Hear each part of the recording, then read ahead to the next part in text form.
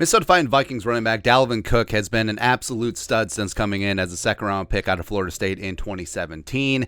He's been dynamic both as a runner, this year as a receiver, but it just seems like in 2022 something was just missing. You know, something with Dalvin, he didn't have the same pop, he didn't have the same power.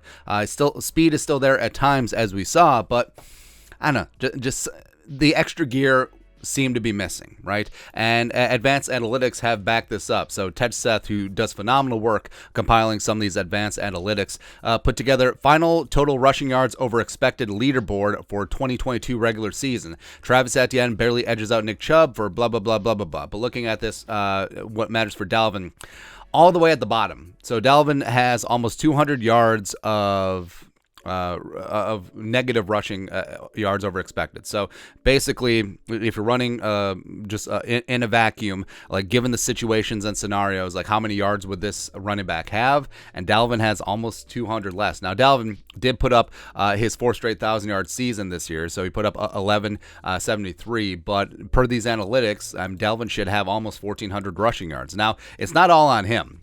Some of it, of course, is on play calling. Some of it, of course, is on offensive line. And, you know, you're not going to get many yards if you're constantly being contacted in the backfield, which Dalvin was among the league leaders. But I don't know. Just something seemed to be missing from the soup this year. And like we said, respect. 4 straight 1,000-yard seasons, which is extremely hard to do in the National Football League. Plus, it's the first time that he's played the entire regular season, that with a banged-up shoulder as well. But if you look, his yards per carry has dropped for 3 straight years. And this season, he had a career-low 3.18 yards after contact, and also only had 12 carries of 15-plus yards. Last year, he had 19. And he had 5.1 yards per carry the first 10 games, but 3.5 yards per carry the final 7 games. And like we said, part of that is on offensive line, but part of that is on Dalvin as well. But Dalvin, like we've seen, he can still bust one. The long touchdown run against Miami, the 81-yarder against Buffalo, which got the party started, as well as that screen pass against the Colts. So, Dalvin Cook,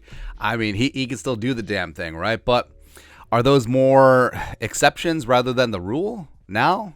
I just don't know. And contract-wise, here's where it gets sticky. So Dalvin is due a $10.4 million base salary next year. None of it is guaranteed. The Vikings can save almost $8 million in cap space by cutting or trading him. Well, probably cutting him. Like no one's going to trade for that contract.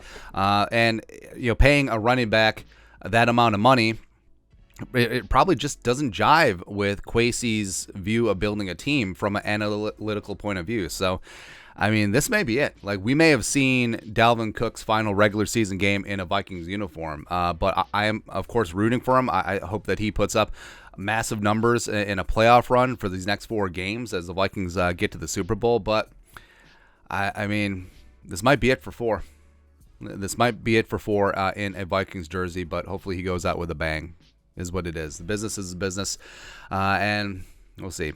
Anyways, your thoughts are thoughts. Dalvin Cook rated last in advanced analytic. Let us know your thoughts and our thoughts in the comment section below. Subscribe for daily Vikings takes. Want to support the work? Put a little something in the Venmo. But till next time, Skull Production Value.